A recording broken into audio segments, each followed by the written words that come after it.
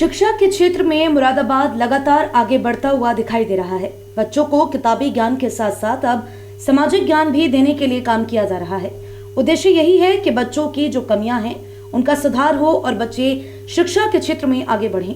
इन्हीं सभी बातों को ध्यान में रखकर लर्निंग रूम नामक शिक्षा संस्थान की शुरुआत की गई है, जहां पर बच्चों को नई तकनीक के साथ आगे बढ़ाने के लिए काम किया जाएगा। लर्निंग रूम नामक शैक्षिक संस्था का शुभारंभ न्यू डेज स्कूल मुरादाबाद में स्कूल के डायरेक्टर अंकुर गुप्ता के करकमलों से किया गया। लर्निंग रूम शैक्षिक संस्था का मुख्य उद्देश्य छात्र छात्राओं की हर क्षेत्र में सहायता करना है, जिसमें उसे सहायता की आवश्यकता है, क्योंकि कोरोना के कारण ऑनलाइन शिक्षा लेने से हर बच्चा और उसके अभिभावक किसी न किसी क्षेत्र में असंतुष्ट और परेशान है। इस संस्था के मुख्य आकर्षण विज्ञान प्रदर्शनी और गणित और अंग्रेजी विषयों से संबंधित क्रियाकलाप है। संस्था के विशेष गुण हैं 2 दिन विषयों से संबंधित समस्याओं का निवारण करने के बाद 1 दिन प्रयोगात्मक विधि, क्रियाकलापों के माध्यम और व्यक्तिगत संपर्क द्वारा छात्र छात्राओं को विषयों को याद करने का अवसर प्रदान करना। कार्यक्रम का संचालन मांझवी तोमर तथा पावर पॉइंट प्रेजेंटेशन अंकिता द्वारा प्रस्तुत की गई। कार्यक्रम में डॉक्टर नितिन बत्रा, नितिन गुप्ता, गुरप्रीत, साक्षी, राशि यादव, ऋषभ यादव, आशीष और शिवांश आदि उपस्थित रहे। कार्यक्रम का समापन लर्निंग रूम नामक शैक्षिक संस्था के उज्जवल भविष्य की कामना के साथ हुआ। मैं यहाँ पर एक बहुत ही नया आइडिया लेकर आई हूँ, जो मुरादाबाद के लोगों को मुझे लगता है बहुत पसंद आएगा।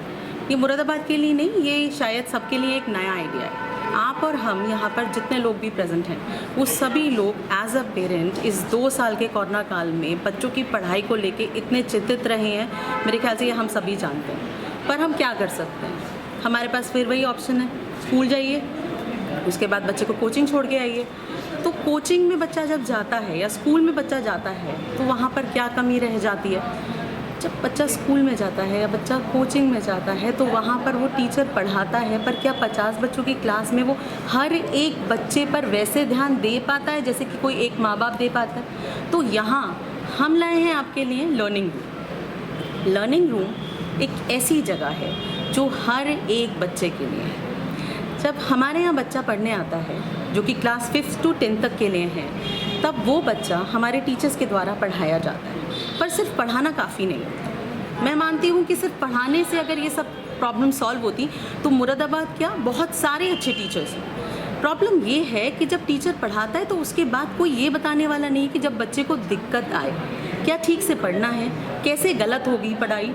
तो इसके लिए हमारे पास यहाँ एक छोटा सा स्पेस है जिसे हम कहते हैं लर्निंग रूम।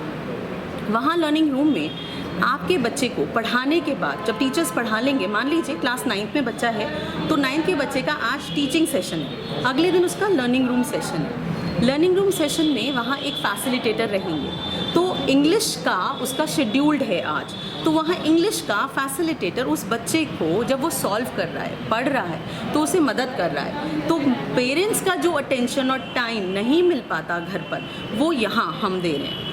और क्योंकि फैसिलिटेटर वहाँ पर लर्निंग रूम में प्रेजेंट है, तो हर एक बच्चे की क्या प्रॉब्लम है, समस्या, ये हम टीचर्स जान पाएंगे और फिर उन पर एक वीकली एनालिसिस करके हम इस तरह से कंसेप्ट ऑफ लर्निंग, इस सर्कल ऑफ लर्निंग को कंप्लीट कर पाएंगे। यहाँ पर कौन सी क्लास? कल से यहाँ पर एक डेमो सेशन है जो कि 7 दिन तक चलेगा, और जो अगर आप रजिस्टर कराते हैं तो वो 7 दिन के लिए बच्चा हमारे यहाँ 7 डेज़ का एक फ्री डेमो सेशन देगा। उसके बाद संतुष्ट करने के बाद में ही आप रजिस्ट्रेशन के लिए आ सकते हैं। तो हम अब बिल्कुल लर्निंग रूम में आप सबको बुला रहे हैं और आप आकर एक डेमो सेशन लेकर ट्राई भी कर सकते हैं कि हम जो सब बातें कह रहे हैं उन्हें कितना रियलाइज़ करा पाएंगे।